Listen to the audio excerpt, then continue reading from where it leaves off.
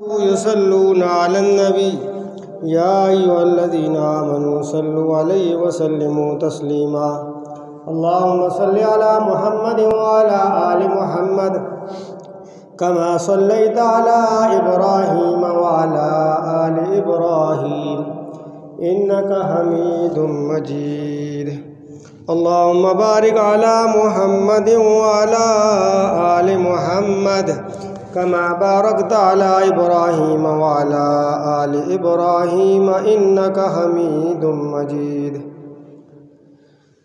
मेरे वाजिबुल एहतराम सामीन गिरामी कदर, कुरान मजीद फ़ुरक़ान हमीद 16वां पारा और सूरह मरियम की इब्तदाई आयात आप हज़रात के सामने तिलावत की हैं।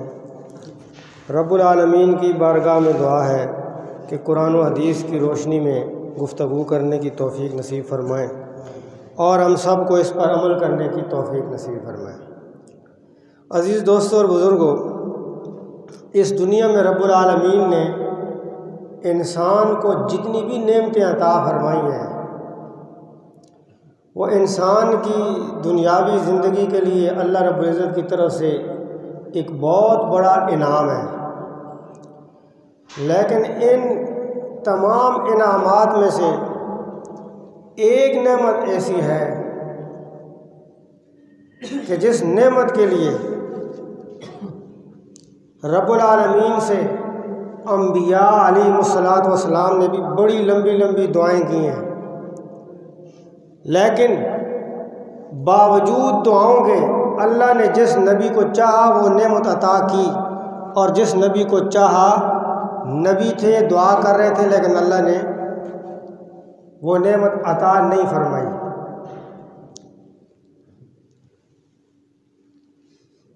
और वो कौन सी नेमत है? वो है औलाद वाली नेमत। ये औलाद ऐसी नेमत है कि बाकी तमाम नेमतें इस औलाद वाली नेमत का मुकाबला नहीं कर सकती। हर नबी ने अल्लाह रब्बुल इज़्ज़त से ये नेमत मांगी, लेकिन मेरे अल्लाह ने जिस नबी को चाहा इस नेमत से नवाजा और जिसको चाहा महरूम फरमा दिया। तो सूरह मरियम की इन आयात में जो मैंने तिलावत की हैं, अल्लाह रब्बुल इज़्ज़त ने एक नबी का जिक्र किया है जो अल्लाह ताला से औलाद मांग रहे हैं।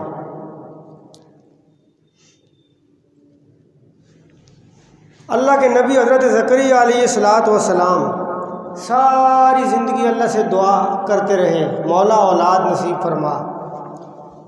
लेकिन जवानी गुजर गई, बुढ़ापा आ गया तो दुआ करनी छोड़ दी कि भाई दाढ़ी सफ़ेद हो गई है, बीवी बूढ़ी है, बांझ हो चुकी है, अब तो वो औलाद वाला मौसम ही नहीं रहा, तो छोड़ दिया। हज़रत माई मरियम की कफ़ालत कर रहे हैं। एक दिन रात को जब जाते हैं खाना देने के लिए तो क्या देखते हैं कि दस्तरखान के ऊपर बेमौसम फल हैं।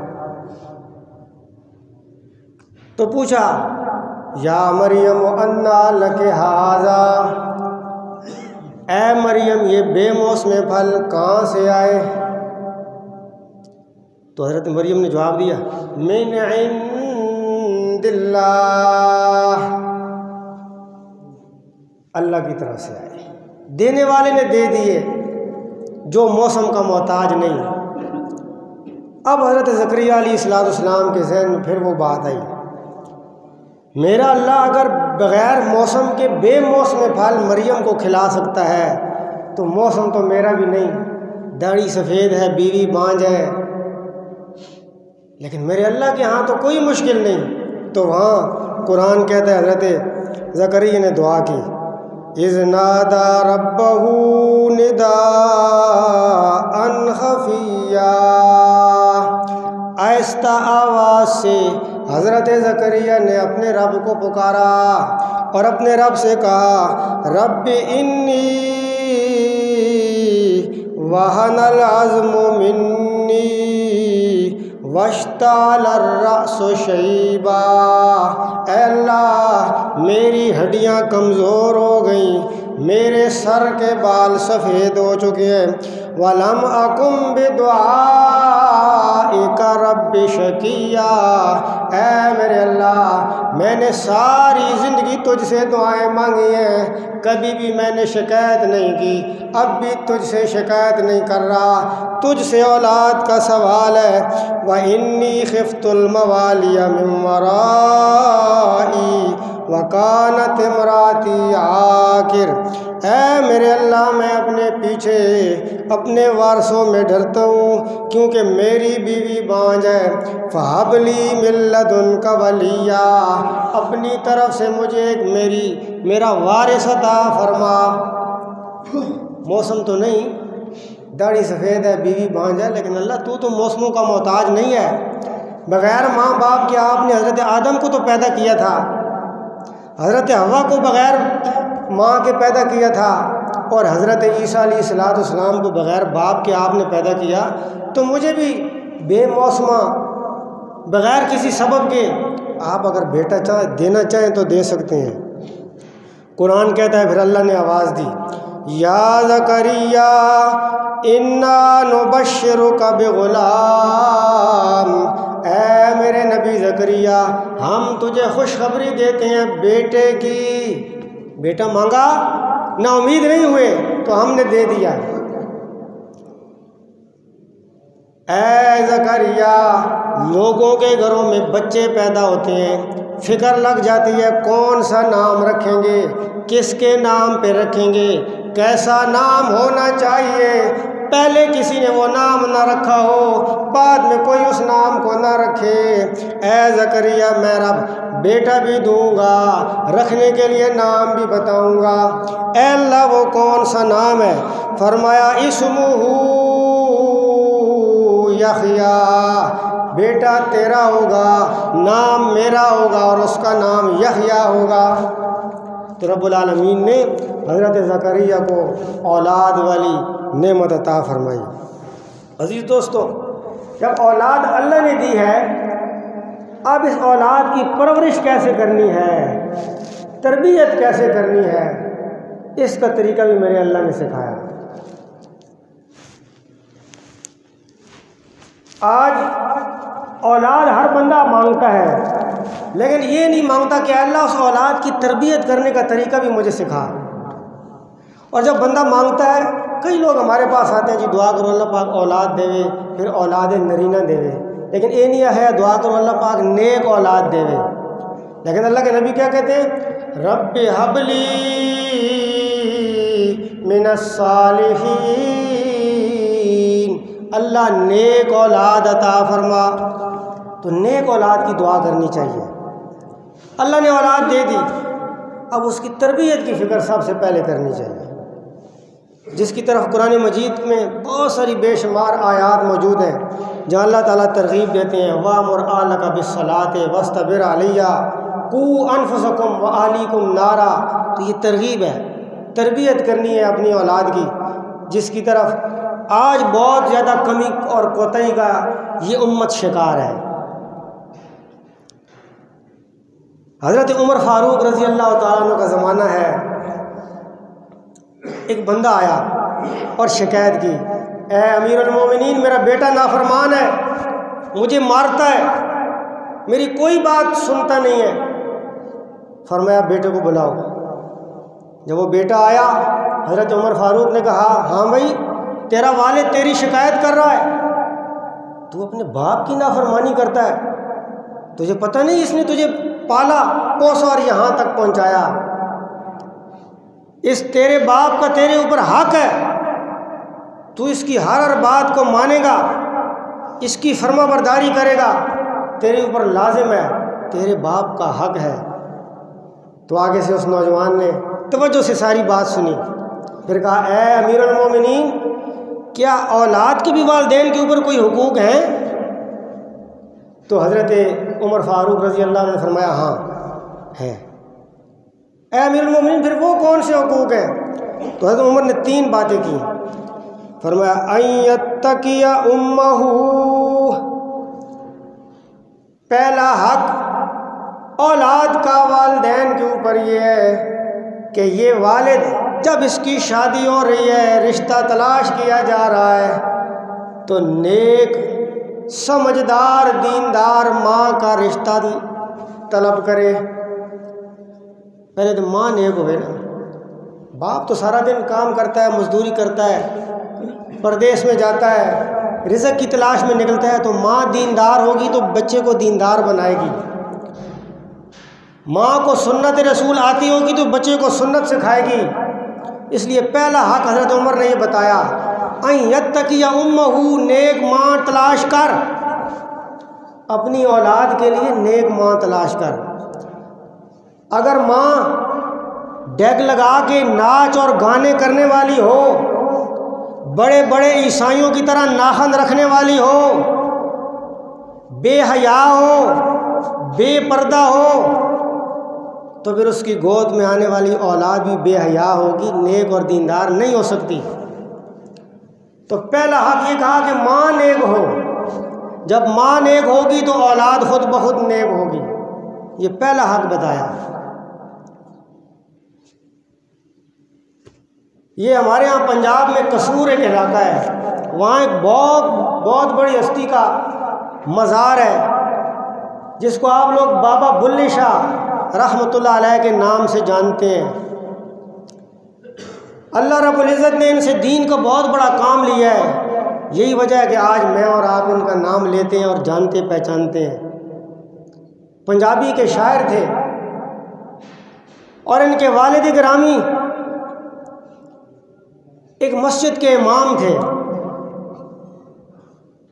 किताबों में लिखा है कि जब ये बाबा बुल्ले शाह पैदा हुए तो रोते रहते थे, खामोश नहीं होते।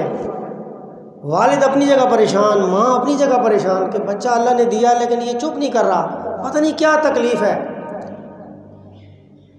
तो वो इनके वालिद इनको एक वक़्त के एक बुज़ुर्ग के पास ले गए और जाके दरख्वास्त की कि ये मेरा बच्चा जब से पैदा हुआ रोता रहता है, चुप नहीं करता, आप कोई दम करें, कोई इलाज बताएं, मेरा ये बच्चा खामोश हो जाए। तो वो बुज़ुर्ग जब बच्चे के चेहरे पे उन्होंने नज़र डाली तो अल्लाह रब्बुल इज़्ज़त औलिया अल्लाह को एक बसीरत अता फरमाते हैं। एक है बसारत, आँखों से देखना, एक है बसीरत, दिल की नज़र। तो जब बच्चे के चेहरे पे नज़र डाली तो समझ गए। अब कुछ पढ़ा, एक कान के अंदर कुछ सबक पढ़ा, फिर दूसरे कान में थोड़ी सा सबक पढ़ा, कलाम पढ़ा, तो वो बच्चा खामोश हो गया। जब हज़रत बाबा बुल्ले शाह के वालिद गिरामी वापस आने लगे तो दिल में ख्याल आया, घर जाऊंगा इतने दूर, फिर जब बच्चा रोने लग गया तो फिर यहाँ लाना पड़ेगा। तो कहा जी मैं इमाम मस्जिद हूँ, कुरान तो मुझे भी आता है, मुझे बताएं कि आपने इसके कान में क्या कहा है। अगर दोबारा ये रोने लग जाए तो मैं भी वो बात जो आपने कही है मैं भी कह दूंगा। तो उस अल्लाह के वली ने कहा, भाई जब मैंने बच्चे को देखा तो मुझे लगा कि इस बच्चे की माँ कुरान की हाफ़िज़ा है, क्योंकि इस बच्चे का ताल्लुक़, रूह का ताल्लुक़ कुरान से जुड़ा हुआ है। इसके रूह की ग़ज़ा अल्लाह का कुरान बनी हुई है। और जब ये माँ के पेट में था वो रोज़ाना अपनी मंज़िल पढ़ती थी, कुरान की तिलावत करती थी, तो बच्चे की रूह का ताल्लुक़ कुरान से जुड़ गया। अब वो इसको ग़ज़ा, रूहानी ग़ज़ा मिलती थी। अब जब ये पैदा हुआ, वज़े अमल हुआ, तो पैदाइश के बाद क्योंकि वो निफास का खून 40 दिन तक जो औरतों को आता है तो वो तो नापाक है, उसने तिलावत करनी छोड़ दी। अब बच्चे को माँ का दूध तो मिल रहा है लेकिन रूह की ग़ज़ा अल्लाह का कुरान नहीं मिल रहा, इसलिए रो रहा था। मैंने इसके एक कान में एक आयत तिलावत की है, दूसरे कान में दूसरी आयत तिलावत की है, तो रूह को ग़ज़ा मिल गई, बच्चा खामोश हो गया। तो मैं अर्ज़ कर रहा था कि पहला हक़ औलाद का जो हज़रत उमर फ़ारूक ने बताया वो ये है कि अपने आने वाली नस्ल के लिए नेक माँ को तलाश किया जाए, वो अल्लाह की फरमाबरदार हो, वो दीनदार, नमाजी और परहेज़गार हो, तब हज़रत बाबा बुल्ले शाह जैसी औलाद पैदा होगी। बेशुमार बुज़ुर्गों के वाक़यात हैं जो अपनी माँओं की वजह से अल्लाह ने उनको विलायत के रुतबे अता फरमाए हैं।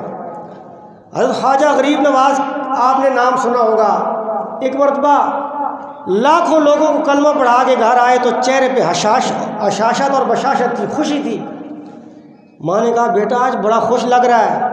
कहा माँ कैसे ना खुश हूँ, आज अपने नबी का कलमा लाखों लोगों को पढ़ा के इस्लाम के दायरे में दाखिल करके आ रहा हूँ। तो कहा बेटा ये तेरा कमाल नहीं, तेरी माँ का कमाल है। इसलिए कि ज़िंदगी में जब तक बचपन में तू दूध पीता रहा, तेरी माँ ने कभी सर्दी हो या गर्मी तुझे बग़ैर वज़ू किए दूध नहीं पिलाया।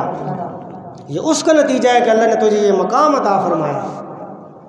तो मैं अर्ज़ ये कर रहा था, हज़रत उमर ने उस नौजवान को कहा कि औलाद के ऊपर वालिदैन के जो हुकूक़ हैं, वालिदैन के ऊपर वो ये है, पहला हक़ ये है अयन तक या उम्महू, नेक माँ को तलाश करे। और आज इसमें कमी बताई, बस स्कूल में पढ़ा दी होए, तनख्वाह अच्छी होए, 16 पास होए, डबल MA होए, कल बच्चे ट्यूशन व्यूशन पढ़ा सी, चंद रुपए आज सुन। लेकिन ये नहीं देखते वो कितनी ईमानदार है, क्या उसको नमाज के फ़र्ज़ वाजिबात पता है, उसको खाने पीने की दुआ आती है, ये चीज़ें नहीं। उसकी ज़िंदगी में दीन है या नहीं है, वो अल्लाह और उसके रसूल को पहचानती है या नहीं। जब बंदा रिश्ता देखने जाता है तो ये चीज़ें कोई भी नहीं देखता। उसकी तालीम एजुकेशन देखी जाती है, इंग्लिश बोल गिनती है कि नहीं बोल गिनती, 16 पढ़ी है कि नहीं पढ़ी हुई, टीचरों की तरह अंग्रेज़ों की तरह लंबे लंबे नाखून रख सकती है कि नहीं, फैशनी लिबास पहनती है या नहीं। तो अजीज़ दोस्तों, पहला हक़ आने वाली नस्ल के लिए ये है। दूसरी बात जो हज़रत उमर ने बताई, फरमाया वयुहस्सिन इस्महू, अच्छा नाम रखे। तो उसने कहा ए अमीरुल मोमिनीन, पहला हक़ ये था कि नेक माँ हो, मेरे बाप ने ये हक़ अदा नहीं किया। इसने एक मजूसी से एक लौंडी ख़रीदी, वो लौंडी भी मजूसी थी, मुसलमान नहीं थी, और उसके साथ इसने निकाह कर लिया और वो मेरी माँ है। दूसरा आपने कहा वयुहस्सिन इस्महू, औलाद का अच्छा नाम रखा जाए। तो मेरे बाप ने वो हक़ भी अदा नहीं किया। क्यों? कहा कि इसने मेरा नाम जो रखा उसका माना ये है गंदगी का कीड़ा, तो मैं तो गंदगी का कीड़ा हूँ, लिहाजा इसने ये हक़ भी अदा नहीं किया। तो दूसरा हक़ ये है, अल्लाह ने औलाद दे दी तो उसका अच्छा सा नाम रखा जाए। अम्बिया अलैहिस्सलाम के नामों में से, औलिया के नामों में से, सहाबा इकराम के नामों में से, ताबीन और तबा ताबीन के नामों में से नाम रखा जाए, क्योंकि नाम का असर होता है इंसान के ऊपर, इंसान की शख्सियत पर, इंसान के अमाल पर नाम का असर होता है। गालिबन सुलह हुदैबिया के मौका पर जब सहाबा इकराम कुफार से मुज़ाकरात कर रहे थे तो वो कामयाब नहीं हो रहे थे, सहाबा बड़े परेशान थे। एक बंदा आया मुज़ाकरात करने के लिए जिसका नाम सुहेल था। तो आपने जब उसका नाम पूछा, उसने कहा मेरा नाम सुहेल है। तो नबी करीम सल्लल्लाहु अलैहि वसल्लम ने फरमाया सहाबा तुम्हें मुबारक हो, अब हमारे मुज़ाकरात कामयाब हो जाएंगे, अल्लाह ने आसानी पैदा कर दी। फिर खुद ही बताया, फरमाया इसलिए इस बंदे का नाम सुहेल है और सुहेल साल से है, साल का माना है आसान, तो इंशाअल्लाह मुज़ाकरात आसान हो जाएंगे। और ऐसे ही हुआ, मुज़ाकरात कामयाब हो गए। तो नाम का असर इंसान की शख्सियत पे होता है। एक बंदे का नाम था खज़न, तो मेरे नबी ने उसका नाम तब्दील किया और उसका नाम सहल रखा। फरमाया खज़न का माना है खुरदरा, खोरा, सख्त, और उस वाक़तन उस इंसान की तबीयत में ये सख्ती थी। तो आपने फरमाया लोगों के लिए आसानी कर, आज के बाद तेरा नाम खज़न नहीं, तेरा नाम साल होगा। तो दूसरा हक़ औलाद का ये है कि उसका अच्छा नाम रखा जाए, खूबसूरत नाम रखा जाए, अम्बिया, सहाबा और ताबीन के नामों में से नाम रखा जाए, ताकि उस शख्सियत का असर इसकी शख्सियत के ऊपर ज़ाहिर होना चाहिए। हज़रत इमाम आज़म अबू हनीफ़ा रहमतुल्लाह अलैह का दौर है। इनका एक पड़ोसी था जो शिया था, सहाबा कराम से बुग़्ज़ रखता था। उसने 2 खच्चर पाले हुए थे, एक का नाम अबू बकर और दूसरे का नाम उमर फ़ारूक, अस्तग़फ़िरुल्लाह माज़अल्लाह उसने रखा हुआ था। खुदा के शान एक दिन वो जब अपने अस्तबल में गया, एक खच्चर ने ज़ोर से लात मारी, मर गया। जब वो मर गया तो हज़रत इमाम साहब को बताया गया कि 2 खच्चरों में से एक ने लात मारी थी। अब पता नहीं कौन से वाले ने लात मारी, लेकिन एक ने लात मारी तो मर गया। तो इमाम साहब ने कहा तहकीक कर लो, ये उसी खच्चर ने लात मारी होगी जिसका नाम इसने उमर रखा होगा, इसलिए कि हज़रत उमर के अंदर जलाल था। तो जब लोगों ने तहकीक की तो वाक़अतन उसी खच्चर ने मारी थी जिसका नाम माज़अल्लाह इसने हज़रत उमर रखा हुआ था।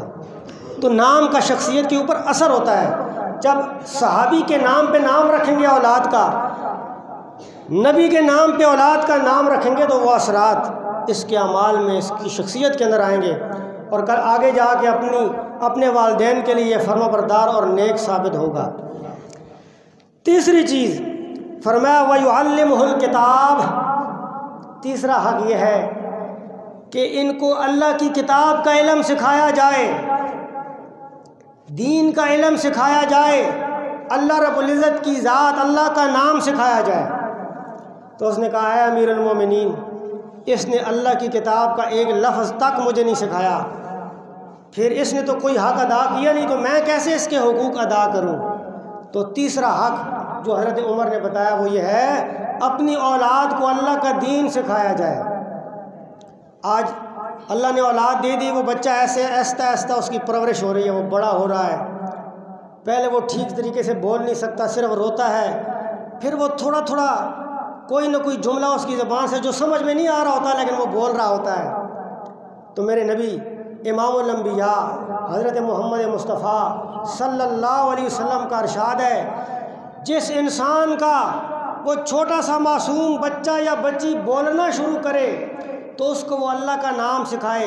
जिस दिन सबसे पहले उसने अपनी ज़बान से अल्लाह का नाम बुलंद कर दिया, इस बच्चे की ज़बान से इधर अल्लाह का नाम लिखेगा, उधर अल्लाह ताला इस बच्चे के वालिदैन के पिछले सारे गुनाहों को माफ़ कर देंगे। हम क्या सिखाते हैं? बत्ती, कुत्ता, बिल्ली, पापा, डैडी, हम अपनी औलाद को ये सिखा रहे होते हैं। अल्लाह के बंदे, उसका हक़ है, कल तेरे गिरबान से क़यामत वाले दिन वो पकड़ेगा कि तूने मुझे रब का नाम क्यों नहीं सिखाया।